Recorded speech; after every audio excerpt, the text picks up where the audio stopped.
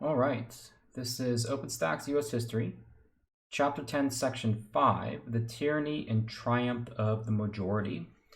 So what was happening in the United States democratically in the early 1800s was unprecedented. Recall that we had talked about the American Revolution. And that, of course, set the United States on its course for independence, but also to establish a government based off of Enlightenment principles, including a more democratic system. And its counterpart, the American counterpart in Europe, the French Revolution, really sought to do sort of the same things. However, the leader of that revolution, Napoleon Bonaparte, was eventually defeated, right? Napoleon was forced to surrender.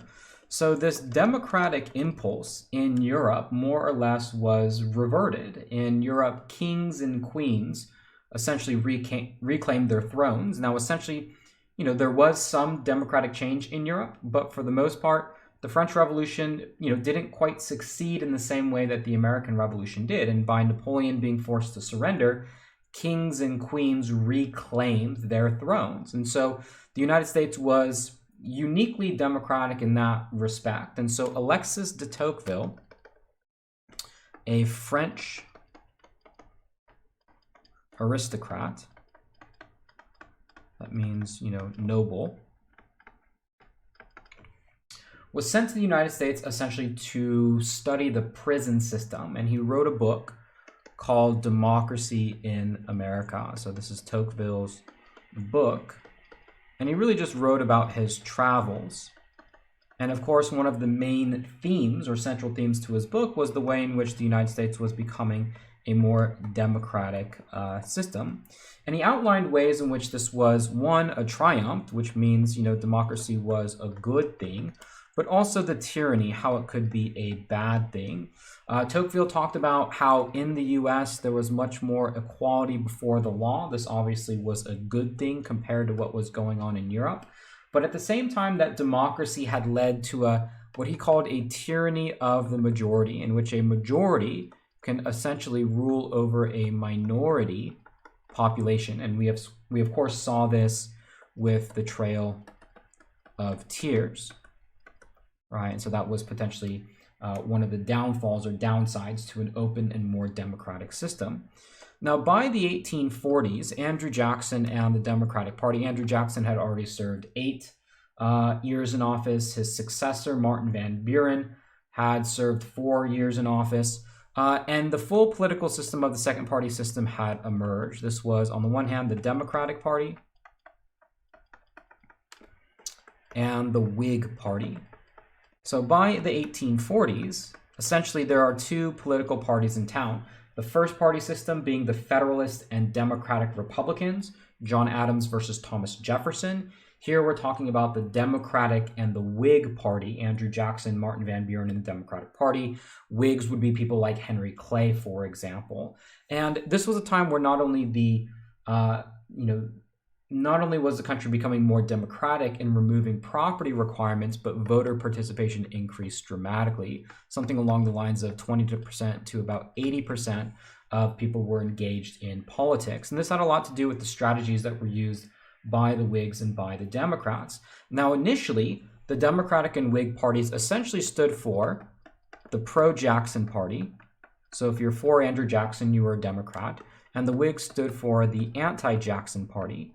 But it wasn't very long before the two came to a consensus on certain issues. So, for example, when it came to economic growth, the Whigs wanted federal or government intervention. The Democrats wanted limited government. In other words, think about something like the National Bank. Whigs would be in favor of the National Bank. Democrats, of course, would be opposed to it. In terms of membership, the Whigs tend to be the elite, maybe the urban, maybe the business classes. The Dems tend to be more of the, maybe rural. Of course, Andrew Jackson championed himself as, quote unquote, the common man, so to speak. And so they end up having different demographics as well. But what is true about both the Democrats and the Whigs is that they are competitive everywhere, including North and South, right? So you have Northern Whigs, Northern Democrats, Southern Whigs, and Southern Democrats. The election of 1840 is a turning point because it is the first time that a Whig candidate, in this case William Henry Harrison, wins the presidency. John Tyler was the vice president. And what the Whigs had done is they had really taken a page out of the Democratic playbook, who was really put together by Martin Van Buren, to create sort of a modern political party.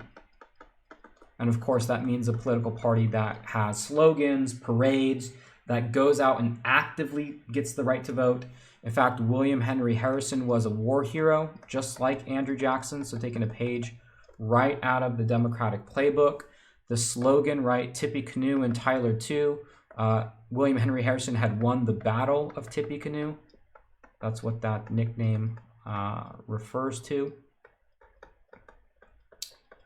And when the Democratic opponents against the Whigs accused William Henry Harrison of being an alcoholic, that he would do nothing but sit in his log cabin all day, they used that against them. And the log cabin campaign was a campaign to portray William Henry Harrison as a common man. The idea was that William Henry Harrison grew up in a log cabin, which would have been like humble origins in that time, and that you should vote for him because he is, he's more like you. And using that playbook of mass party politics in the 1840s, William Henry Harrison and the Whigs utilizing this log cabin campaign, when in reality he was very wealthy and privileged, were able to win the election of 1840.